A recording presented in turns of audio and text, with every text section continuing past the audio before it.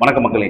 தமிழக அரசியல்ல ஒரு புயலை கிளப்புவார் அப்படின்னு எதிர்பார்க்கப்பட்ட நடிகர் விஜயின் தமிழக வெற்றி கழகம் தனது முதல் அரசியல் படியிலேயே சறுக்கலை சந்திச்சிருக்கிறது. அக்கட்சியின் தலைமைக்கு கடும் மன உளைச்சலை ஏற்படுத்தியிருக்குது.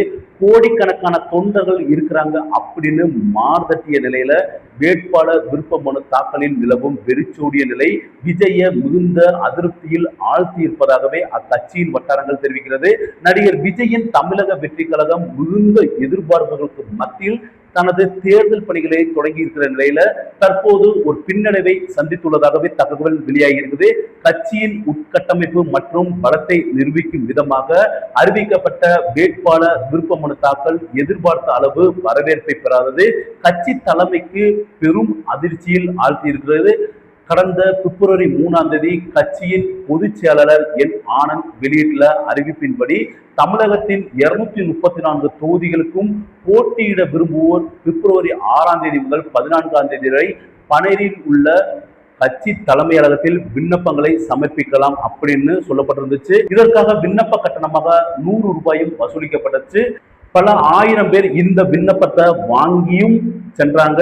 மேலும் பூர்த்தி செய்யப்பட்ட படிவத்தை சமர்ப்பிக்கும் போது ஒரு குறிப்பிட்ட தொகையை சுமார் 10,000 50,000 வரை தொகுதிக்கு ஏற்ப இருக்கலாம் அப்படின்னு சொல்லப்படுது. வைப்பு ரீதியாக செலுத்தணும் அப்படின்னு நிபந்தனை விதிச்சிருக்காங்க. சுமார் 1 கோடிக்கும் அதிகமான உறுப்பினர்களை சேர்த்துள்ளதாக கூறப்படும் நிலையில வேட்பாளர் விருப்ப மனு தாக்கலில் நிலவும் மந்த நிலை அரசியல் வட்டாரத்தில் பேசு பொருளாகி இருக்குது. அதாவது விண்ணப்பங்களை வாங்கியவர்கள் அதை திருப்பி கொடுக்கவே இல்லையாம். அதிகாரப்பூர்வமற்ற தகவலின்படி நிர்ணயிக்கப்பட்ட காலக்கெடுவுக்குள் 500க்கும் குறைவான விண்ணப்பங்களே வந்துள்ளதாகவே தெரிகிறது. அதாவது தொகுதிக்கு சராசரியாக 2 பேர் கூட இன்னும் விண்ணப்பிக்காத சூழலை நிலவுது. திமுக, அதிமுக போன்ற பாரம்பரிய கட்சிகளில் ஒரு தொகுதிக்கு 100கணக்கானோர் போட்டியிட துடிக்கும் வேளையில தாவேக்காவில் நிலவும் இந்த நிலைமை அக்கட்சியின் நிர்வாகிகளை நிலைகுலைய செய்திருக்குது. இதற்கு பின்னால் பல காரணங்கள் இருக்கலாம் அப்படின்னு அரசியல் விமர்சகர்கள் கருதுறாங்க. விண்ணப்ப கட்டணம் மற்றும் தேர்தல் செலவுகளை சொந்தமாக ஏற்க வேண்டும் அப்படிங்கிற நிபந்தனை நடுத்தர வர்க்க தொண்டர்களை தயக்கமடைய செஞ்சிருக்கலாம். அரசியல் அனுபவமின்மை, தகுதியான வேட்பாளர்களை கண்டறிவதில் நிலவும் தெளிவின்மை மற்றும் தேர்தல் களத்துல நிலவும் கடும் போட்டி ஆகியவை ஒருவித அச்சத்தை தொண்டர்களுக்கு ஏற்படுத்தி இருக்குது. தனித்து போட்டி அப்படிங்கிற விஜயின் முடிவு வெற்றி வாய்ப்பை பாதிக்குமோ அப்படிங்கிற தயக்கம் கூட அடிமட்ட தொண்டர்களிடையே நிலவத்தான் செய்யுது. விண்ணப்பங்கள் குறைவாக வந்திருப்பதை தொடர்ந்து கட்சி தலைவர் விஜய் மற்றும் முக்கிய நிர்வாகிகள் தனிப்பட்ட வகையில் அவசர ஆலோசனையில் ஈடுபட்டுள்ளதாக சொல்லப்படுது. வேட்பாளர் மனு தாக்கலுக்கான கால அவகாசத்தை நீட்டிக்கலாமா அல்லது சில நிபந்தனைகளை தளர்த்தலாமா அப்படிங்கிறது குறித்து விவாதிக்கப்பட்டு வருது. சினிமாவில் கோடிக்கணக்கான ரசிகர்களை கொண்ட விஜய் நிஜ அரசியல் களத்துல தனது படையை திரட்டுவதில் சந்திக்கும் இந்த முதல் சவால் தமிழக அரசியலில் உற்று நோக்கப்படுகிறது. ஏப்ரல் மாதம் நடைபெற உள்ள தேர்தலுக்கு இன்னும் 2 மாதங்களே உள்ள நிலையில இந்த தொய்வை விஜய் தரப்பு எப்படி சரி செய்ய போகிறது அப்படிங்கிறதே தற்போதைய கேள்வியா இருக்குது. இந்த தொய்வு குறித்து விஜய் தன்னோட முக்கிய நிர்வாகிகளுடன் அவசர ஆலோசனையில் ஈடுபட்டுள்ளதாகவே சொல்லப்படுது.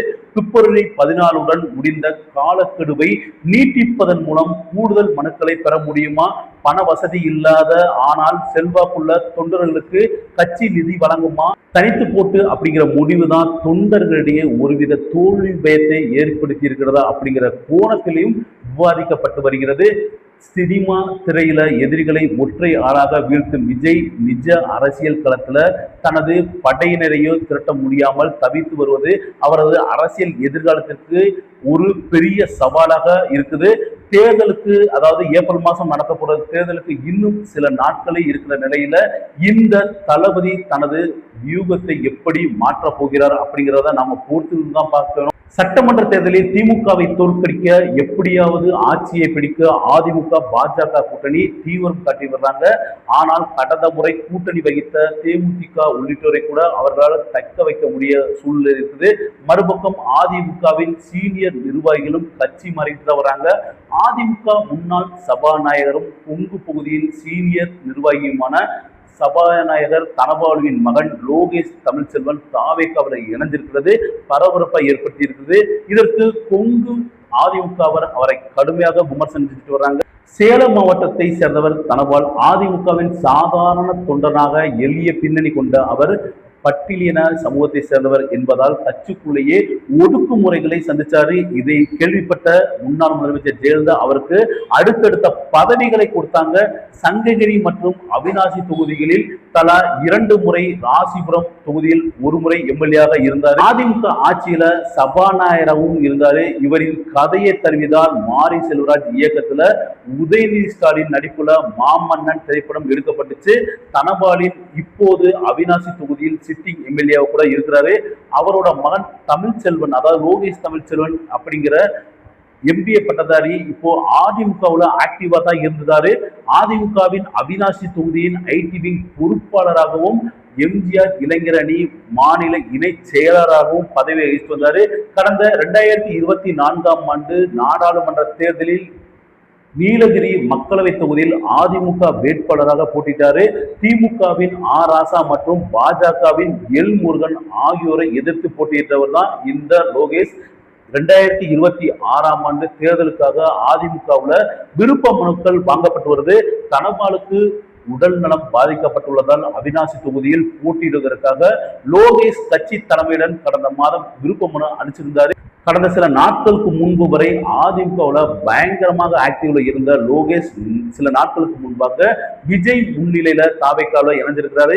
இது குறித்து செய்தியாளர்களிடம் பேசிய லோகேஷ் தமிழ்ச்செல்வன் என்ன சொன்னார்னா, அதிமுகவுல தற்போது என்னோட அப்பாவுக்கு மதிப்பு கொடுக்கிறதே இல்லை, குறிப்பிட்ட சிலர் தான் ஆதிக்கம் செலுத்திட்டு வர்றாங்க. என்னோட தந்தை உடல்நலம் பாதிக்கப்பட்டது போல யாரும் கூட வந்து பார்க்கவே இல்லை. நீலகிரி தொகுதியில என்னை வேட்பாளராக அறிவித்து விட்டு முதுகுல குத்துனாங்க அப்படின்னு சொல்லியிருந்தாரு. இது அதிமுக நிர்வாகிகள் மற்றும் தொண்டர்களிடையே பெரிய பரபரப்பை ஏற்படுத்தி இருக்கிறது. அவிநாசி தொகுதியில் இந்த முறை தனபால் மற்றும் அவரது மகன் லோகேஷ் ஆகிய இருவருக்கும் சீட் இல்லை என்று அதிமுக தலைமை முடிவெடுத்திருக்கிறாங்க. அதற்கு பதிலாக ராசிபுரம் தொகுதியில் லோகேஷுக்கு சீட் ஒதுக்குவதாக முடிவு செய்யப்பட்டிருக்கிறதால லோகேஷ் ரொம்ப அப்செட் ஆகியிருந்திருக்கிறாரு. இதை கேள்விப்பட்ட தாவேகா தலைமை நிலைய ஒருங்கிணைப்பாளர் செங்கோட்டையன் அவரை தாவேலக்காவில் இணைச்சிட்டதாகவே சொல்லப்படுது. இது குறித்து கொங்கு அதிமுகவினர் என்ன சொல்றாங்கன்னா, லோகேஷ் தமிழ்ச்செல்வனுக்கு அதிமுகவில் எம்பி சீட் கொடுத்திருக்கிறாங்க, மாநில அளவில் கட்சி பொறுப்பு கொடுத்திருக்காங்க. கட்சிக்காக இதுவரைக்கும் அவர் என்ன பணி செஞ்சிருக்கிறாரு, ஒரு 10 நிமிஷம் பத்திரிகையாளர் சந்திப்ப கூட அவரால் பேச முடியல. கட்சி மேடையில முதல் வரிசையில அமர வச்சோம். இதே இடத்திற்காக கட்சியில 10-12 வருடங்கள் உழைத்தவர்களுக்கு இதுவரைக்கும் அங்கீகாரமே இல்லை. ஆனால் லோகேஷுக்கு அங்கீகாரம் கிடைச்சது. அதிமுகவுல இவர்கள் குடும்பம் பெற்ற வளர்ச்சி இன்னொரு கட்சியில யோசித்து கூட பார்க்க முடியாது. தனபால எங்கள் அம்மா எவ்வளவு ஒசரத்துல வச்சிருந்தாங்க அப்படிங்கிறது எல்லாருக்கும் தெரியும். அது மட்டும் இல்லாம ஒசரத்துல வச்சு அழகும் பார்த்தாங்க. லோகேஷ் நீலகிரி வேட்பாளராக நின்ற போது கூட பல்வேறு உதவிகள் செய்யப்பட்டது. இதை தனபால் நல்லாவே அறிஞ்சிடுவாரு. கட்சி கொடுத்த உயரத்தை அவரிடம் கேட்டு தெரிந்து கொள்ளுங்கள். அவர் உடல்நலம் பாதிக்கப்பட்டிருந்தால் அவரை மீறி லோகேஷ் தவறான முடிவு எடுத்திருக்கிறான்னு தான் கொங்கு அதிமுகவில் குமிரிக்கிட்டு இருக்கிறாங்க. நம்பிக்கையையும் விசுவாசத்தையும் உடைத்து அரசியலில் திசை மாறியவர்கள் வெற்றி பெறவே முடியாது. தனபாலுக்கும் பொருந்தும், இது தனபாலின் மகனுக்கும் பொருந்தும். கூடிய சீக்கிரம் தமிழக சட்டசபை தேர்தல் நடைபெற இருக்கிறதா அதிமுக வேட்பாளர் பட்டியலில் நாளை அல்லது நாளை மறுநாள் வெளியிடப்படும் அப்படிங்கிறது முடிவாகி இருக்கிறது. நீலகிரி தொகுதியில் அல்லது ராசிபுரம் தொகுதியில் தனபாலுக்கு மறுபடியும் அதிமுக தலைமை சீட் கொடுக்குமா அப்படிங்கிறத நாளை அல்லது நாளை மறுநாள் தெரிந்துவிடும். அதுவரை நாமும் காத்திருப்போம். நன்றி, வணக்கம்.